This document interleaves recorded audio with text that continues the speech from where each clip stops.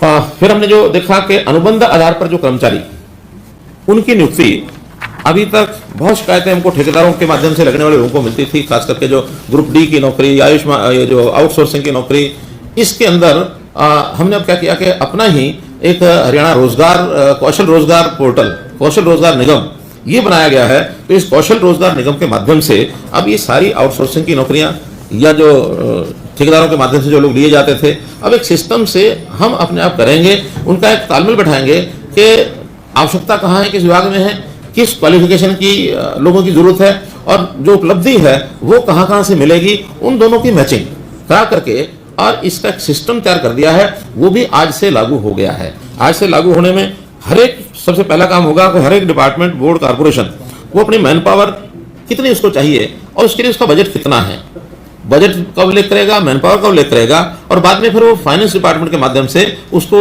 एक प्रकार से क्लियर किया जाएगा। एफडी उसको पास करेगा कि हाँ इनका ये बजट इतना ठीक है और ये जो लोग इन्होंने मांगे हैं वो विद इन बजट है। तो एक क्लियर होने के बाद फिर जहाँ जहाँ उपलब्धता है, जो कर्मचारी लगने वाले लोग हैं, उसमें 2-3 सोर्सेज हैं। एक तो सक्षम युवा जो हमने पहले पोर्टल चलाया हुआ है, उसमें हमारे पास कितने लोग उपलब्ध हैं। दूसरा, जो अभी मुख्यमंत्री परिवार अंत्योदय योजना जो हमने एक सूची बनाई है, उसमें जो बेरोजगार लोग हैं उनके कुछ मापदंड तय किए गए हैं। उन मापदंड के आधार के ऊपर एक निश्चित सूची होगी, वो उसमें डाली जाएगी और इनको सबको एक मैसेज जाएगा कि आप आउटसोर्सिंग की या प्राइवेट इस प्रकार की जहाँ जरूरत है तो किस किस में आप ऑप्ट करते हैं, कौन सी आपकी जहाँ रुचि का विषय है उसमें वो टिक करेगा। और टिक करने के बाद कितने लोग टिक होते हैं, जो जो क्वालिफिकेशन के लोग मांगे गए हैं, इनको उनको मैच किया जाएगा।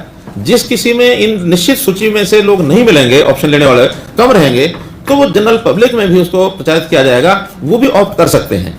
क्योंकि हमारी प्राथमिकता ये है कि खास करके आउटसोर्सिंग की जो प्राइवेट नौकरियां हैं या जो कच्ची नौकरियां जिसको कहते हैं, ये नीडी आदमी को पहले मिले, जो नीडी है उसको मिले। नीडी लोगों की लिस्ट एक बनी हुई है, उसमें से नहीं मिलते हैं तो फिर उसके अलावा भी, क्योंकि इसमें मुख्य रूप से इनकम क्राइटेरिया भी हमने रखा है कि जिनकी इनकम कम है ये विशेष तौर पर उनको ऑफर की जाए। क्योंकि सरकारी नौकरी वैसे तो है नहीं कि हमने इसका कोई एग्जाम लेकर के उसके टैलेंट और वो सब देखना है, ये तो एक क्रम है, समाज में आवश्यकता जिनको है उस हिसाब से, और ये सब करेंगे। जहाँ जहाँ मैन पावर रिक्वायर्ड है और जो उपलब्ध है उन दोनों का मिला करके और इस सबको किया जाएगा। इसके पैरामीटर्स भी तय किए गए हैं, जिसका स्कोर दे करके, और जिनका स्कोर ज्यादा होगा उनको नौकरी पहले मिलेगी। स्कोर में जैसे एक तो हमने रखा annual family income. Annual family income अगर 1,80,000 रुपये से नीचे है तो उसको 100 में से 40 मार्क्स मिलेंगे, 1,80,000 से 2.5 लाख के 30 मिलेंगे, 2.5 से 4 लाख के 20 मिलेंगे, और 4 लाख से ऊपर है तो 10 मार्क्स मिलेंगे। अर्थात जिनकी इनकम कम है वो ज्यादा डिजर्व करता है, एक पैरामीटर। दूसरा, अगर उसका नाम मुख्यमंत्री परिवार समृद्धि योजना में आया है, अंत्योदय, मुख्यमंत्री अंत्योदय परिवार योजना में आया, अंत्योदय उत्थान परिवार योजना में, उसको प्रायोरिटी दी जाएगी, क्योंकि उसको हमको कोई ना कोई रोजगार देना ही है। एज के नाते भी जिसकी एज 30 से 36 साल है उसको ज्यादा मार्क्स मिलेंगे, क्योंकि उसकी एज अब मानवता के नाते भी देखें तो ये एक एजेंसी है, उसको काम कोई ना कोई मिलना चाहिए। 36 से ऊपर प्राय लोग अपने काम के हिसाब से अपने आप को एडजस्ट कर लेते हैं, नहीं भी अगर है तो उसको फिर जो दूसरी प्रायोरिटी है 36 से 42 और 24 से 30, और तीसरी प्रायोरिटी है 18 से 24।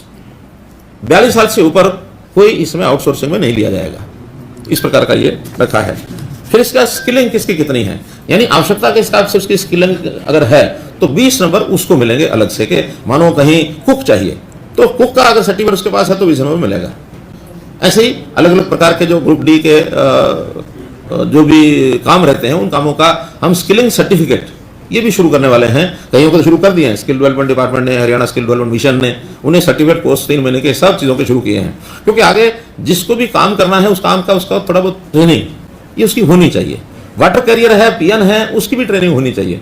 तो ट्रेंड चाहे थोड़ी ट्रेनिंग हो, इस प्रकार की ट्रेनिंग के 20 मार्क्स उसके ये मिलेंगे। अगर वो कॉमन एलिजिबिलिटी टेस्ट जो हमने वन टाइम टेस्ट कहा है वो उसने पास किया है, उसके अंदर उसकी मेरिट है लेकिन सरकारी नौकरी तो प्राप्त नहीं कर पाया, वो उसके नीचे अगर स्कोरिंग बची है वो जाएगा, 10 मार्क्स उसको अलग से मिलेंगे। सोशो इकोनॉमिक क्राइटेरिया, विडो है, फादर एक्सपायर्ड है, जो हमने 5 मार्क्स उसमें रखे हुए हैं वो 5 मार्क्स इसमें भी उसको दिए जाएंगे। तो कुल मिलाकर needy person should get the first, ये इसके पीछे हमने आधार रखा है। तो हरियाणा कौशल रोजगार निगम ये पोर्टल आज से चालू हो गया है। आज से सभी डिपार्टमेंट्स बोर्ड कॉर्पोरेशन को लिख दिया गया है कि उनकी जितनी जितनी रिक्वायरमेंट है वो पहले क्वालिफिकेशन के हिसाब से डालें और फिर एफडी उनको क्लियर करें। एफडी के क्लियर करने के बाद 7 दिन के अंदर मैचिंग करके उनको लिस्ट दे दी जाएगी कि आपके लिए ये नाम जो है निश्चित किए गए हैं जो आपके यहाँ नौकरी पर आएंगे। इसमें कोशिश ये रहेगी कि जो व्यक्ति जिस जिले का है उस जिले में ही उसको नौकरी मिले, ताकि चूंकि बहुत बड़ी राशि तो उनको मिलती नहीं है, बाहर जाएंगे तो उनके खर्चे ज्यादा बढ़ेंगे, तो नियरेस्ट पॉसिबल उनको मिले, उसकी भी कोई प्राथमिकता हमने तय की है। ईज ऑफ डिप्लॉयमेंट, तो ईज ऑफ डिप्लॉयमेंट में अगर जरूरत हमें सिरसा जिले में है तो सिरसा का ही व्यक्ति होगा तो उसको ज्यादा नंबर मिलेंगे, उसमें अगर आसपास के जिले का होगा तो उसके 5 नंबर कम हो जाएंगे, फिर भी उसकी और योग्यता ज्यादा है दूसरी चीजों में तो वो कम्पीट कर पाएगा। हाँ, ये हो गया हरियाणा रोजगार कौशल निगम। फिर